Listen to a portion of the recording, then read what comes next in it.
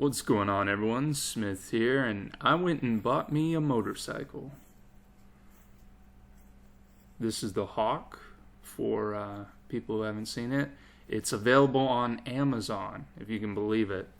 Now that might sound a little ridiculous, and it is, because, well, it's an Amazon motorcycle, so surely it's a piece of junk, right? Well, at least, there's my dog. That was my initial impression. When I wasn't even looking at this bike like serious. And obviously now I have it. And we're going to go to some footage of me riding it. And we're going to talk about why I went and bought a motorcycle off of Amazon. So I guess we'll start from the beginning. All of this originally started with me and a friend of mine talking about getting dirt bikes. And so I was looking around for a good deal on a dirt bike. And he had already got one. And I was like, okay, I could really go for a dirt bike. I hadn't had one in like 10 years or something. It was a long time since I had ridden a dirt bike. So I was looking around online and I saw an ad on Amazon for a motorcycle, which just cracked me up because I'm like, a motorcycle from Amazon? Okay, so this is has anyone actually bought this? Like, let's see what the reviews are. And the reviews were actually pretty good. And I was kind of surprised. I'm like, there's no way this can be any good coming from Amazon or whatever. This thing's, it just seems so ridiculous that you would buy a brand new motorcycle online and that it would actually be any good. And I'm 500 miles in. So far, the bike is very impressive. The only trouble I've had with it is when I'm trying to do mods to it because I don't really know what I'm doing. But I've only had minor issues with me taking the bike apart and putting it back together. Again, all stuff that's my fault. Not anything wrong with the design of the bike. And the engine has been a tough little engine. And the reviews were really solid. I've seen a bunch of YouTube channels, big and small, complimenting the bike. And they're not going to hide the fact that the little plasticky bits on the bike are cheap. And some of the less important bolts are also cheap. I don't know if you could see in the video at the start of the video when I was showing front on image of my bike, I got a little wire wrapped around the engine, and that wire is holding on the front sprocket cover, because the bolt for the front sprocket cover is made out of very cheap metal. I don't know what it is, but it's very cheap, and it broke with me trying to screw it back in after I upgraded the sprockets. So now I need to go get some replacement bolts. But in the meantime, I just have some wiring holding it to the engine. So, and that seems to do the trick. Like, I've been riding it around with that, and I haven't had any issues. There was only one YouTube channel that I saw really complain about this bike and complain that everything was breaking and it's some kind of money pit or whatever. Pretty much every other YouTube channel, and that YouTube channel that was giving all the negative reviews is a motorcycle dealer channel or whatever that doesn't carry these. I would imagine they don't sell these, but they have no problem crapping on them. So I'm not going to name fingers or point names or anything, but I did get a kick out of that. It's like, oh yeah, well, of course you guys don't want this to be successful because it's going to really cut into your business. And that's really the reason I think this motorcycle, or these motorcycles, these little Chinese bikes are such, like, nobody really talks about them, because they're very affordable and they're actually tough little bikes. I've seen not just the Hawk, I've seen the Bras and what's the other one? The Raven and stuff. There's this guy called Moto Cheese. He's done a bunch of reviews on them. And they all seem like tough little bikes, but it is a $2,000 bike, so you're going to get certain parts are going to be cheap. Parts that they can afford to have be cheap and break, those parts will be cheap, and they might break. And that being said, I've seen a lot of reviews that are like a year old, 2 years old. This I bought 2023, and they've made a couple of changes. The battery is probably the more noticeable one. I saw a bunch of people getting these acid batteries and having to fill up all the acid into all of the cells of the batteries and everything. You don't have to do any of that now. They send you a sealed battery. It's charged up. It's ready to go.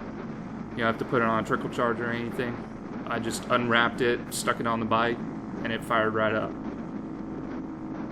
So there's that. There's also, people were cautioning a lot about bolts rattling loose. I have not had any bolts rattling loose. I'm only at like 500 miles right now, so take it with a grain of salt. I check the bolts every time I get on the bike. I check the axle bolts. I check all the bolts on the engine I can get my hands on before I ride anywhere. I ride it to work, I ride it home, and I'm constantly checking the bolts to make sure everything's good. And so far it's been a tough little bike. I've been really, really impressed. I don't have any major complaints. A minor complaint, I guess I would say, is I wish it had a little more pull to it in the top end, but it's a 230. Like, it's advertised as a 250, for those of you that don't know. It's advertised as a 250, but it's actually a 230 engine, which most people who have done reviews on this, they point that out right away. So, there you go. That being said, my dad had a 230 Yamaha, and it was a nice bike, and it would carry him around, it would carry me around when I got big, and it was a tough bike, so I figured a 230 might be fine for what I need. And I checked the reviews, the top speed on this thing, I can get up to 71, maybe 72 on a straightaway, as long as the ground's level, and that's key. You start going up any hills, you're going to lose speed. And the most speed that I've lost, I've got some really steep hills where I live. The most I've lost in speed is from like 71 to like 58. I think is where it's like, yeah, we're not going to lose any more speed than that.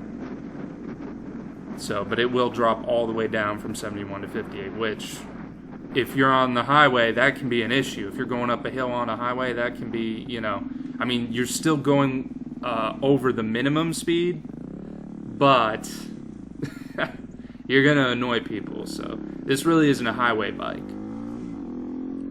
That said, this bike is excellent for getting around on country roads if you live in a small town or something, where, you have a lot of back roads to go on, you have a lot of dirt roads.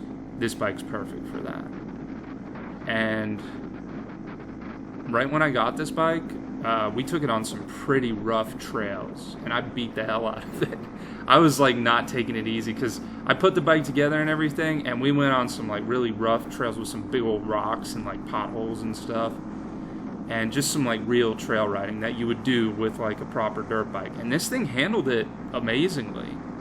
I was very impressed. And it's still going strong. I mean, we're only 500 miles in, so take it with a grain of salt. I will absolutely make an update video if something major goes wrong, like later down the road, and it's like super unexpected. But as it is right now, the gas mileage on this thing is awesome, by the way. It's got like a 2-gallon tank, and I think they say it gets 70 or 80 miles to the gallon, something like that. You definitely want to do the sprocket upgrades, by the way. You can get by without it, but you're really going to be working that engine a lot harder than you need to. So that's just something to keep in mind. All that being said, the whole point of me making this video is I'm not trying to sell you anything, right? These bikes are just good. And I just, that's what I was constantly scouring the internet for when I was looking at possibly getting this bike, is this bike any good? And can I get a review from someone who doesn't have a link to purchase the bike in the description? Because, yeah, I'm sure people are genuine in their reviews and whatnot, but people are also trying to make a buck, so people might be trying to sell you on this bike, even if it is, and they might be trying to up-talk just how great this bike is. Now, you do have to put it together when you get it. It comes mostly assembled, but you got to put the handlebars on, you got to There's a whole tutorial video of all the things. I would recommend looking that up, and if that doesn't seem like something you're willing to tackle, definitely don't. But it wasn't that big a deal for me. I just kind of rolled with it. Didn't really know what I was doing. And yeah, I've not ever worked on a motorcycle. I've done a couple of like mechanical type things to my truck, but even then it's like basic stuff, like replacing the spark plugs and whatnot. So I'm not super mechanically inclined. But I am willing to learn, and that's something you need to be prepared for, and that's something that I went into this being prepared for, being willing to learn how to work on a bike and get your hands dirty. And yeah, when I was upgrading the sprockets, I definitely got my hands dirty. That was a pain in the neck. But the payoff from that was amazing. Like the top speed of this bike, it goes, without the sprocket upgrade, you top out at about 65, and the engine is screaming. Like, the RPMs are going crazy. It's really, really loud. It really feels like you're beating up the bike. But once you do that sprocket upgrade, you can go 71, 72, and the engine is just humming right along. That'll be a little on the high end, but it's not going to be, screeching at you like it does before the sprocket upgrade. So I definitely recommend that right out the gate. That being said, I did wreck it right when I got it, and I had seen a bunch of reviews, so buyer beware. But this I think is true of any bike. When you get it, bleed the brakes. I wrecked it because I didn't bleed the front brakes, and there were air pockets in the front brakes. So we were riding on the trails. Thank God I was just on the trails and I wasn't on the road. But we were riding on the trails, and we were slowing down. I wasn't going that fast, but I did crash into a berm, crashed into a dirt mound, and bent the front wheel. I hit it pretty hard. Had to get a new rim. But I got a new rim from the dealer. They sent it right out, and I popped that thing back on. Haven't had any issues since. Ridden off-road, ridden on the road. It's a tough bike, and it continues to impress me. So I've seen a lot of complaints, the spark plugs being kind of cheap and whatnot, and other little odds and ends here, which I bought. Preemptively, I bought a bunch of things. Like I bought a replacement chain. I bought a rim lock because I heard a lot of people spin out the back tire, and so I went ahead and got a rim lock just in case that happens. I went ahead and got a new tube just in case that happens. I got a chain because I heard the stock chain was pretty cheap and stretches out on you pretty quick. That hasn't happened yet either. Again, we're only like 500 miles in. So, as it is right now, everything seems good. Haven't had any major issues, and no complaints. And it's a $2,000 bike off of Amazon. And I'll definitely keep you posted on how it goes, but it might be worth having a look. Like, if you have a short commute to work, my commute is about 25, well, if I take the back roads, which is what I do when I'm on this bike, it's about 25 minutes, maybe 20 minutes, 20 to 25 minutes, something like that. Whereas if I take the highway, it's like 20 minutes. Or not 20 minutes, it's like 15 minutes if I take the highway. So I don't have a particularly long commute to work, but it is made a little longer by me taking the back roads. That being said, I don't mind it being a little longer because I have a lot of fun riding this thing on the back roads and just cruising. It's a good time. Also, just a bit of warning, the engine is not counterbalanced, which is not something they try to hide from you. It's a $2,000 bike, the engine isn't counterbalanced. I think they just released a counterbalanced engine version, but I don't think they did one for the DLX yet. So keep an ear out for that. They may release a counterbalanced version in the future. But this one's not counterbalanced, and it's very noticeable after you've been riding. Like about 30 minutes of riding, you really start to feel like, hey, you know, this bike's rattling. And it's not too much of an issue. Like, I could definitely keep going beyond 30 minutes. But it is noticeable. And be prepared for that.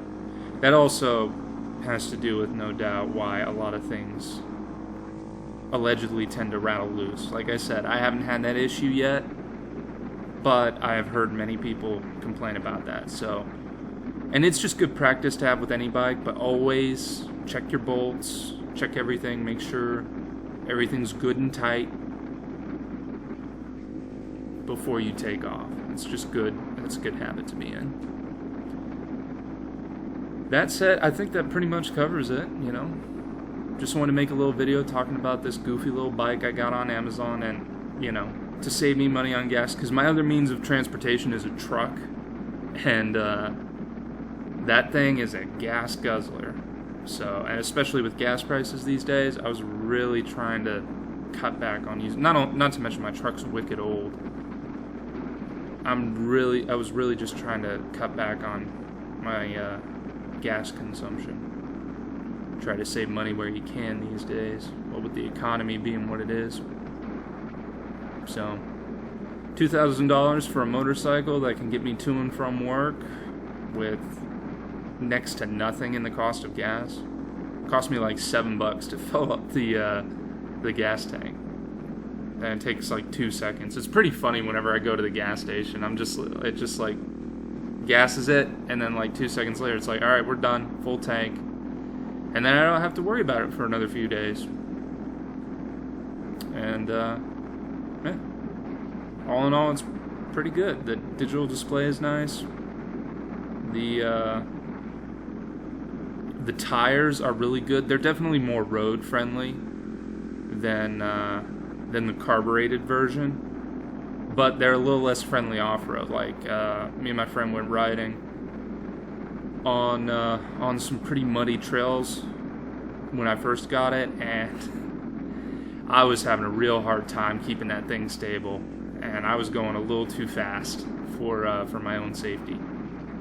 Well, I think that's going to do it for me. I'll let you know how we do as the miles keep climbing, and I'll keep you posted on any major issues that we might have down the road. Hopefully none. Stay safe out there. I'll catch you in the next one.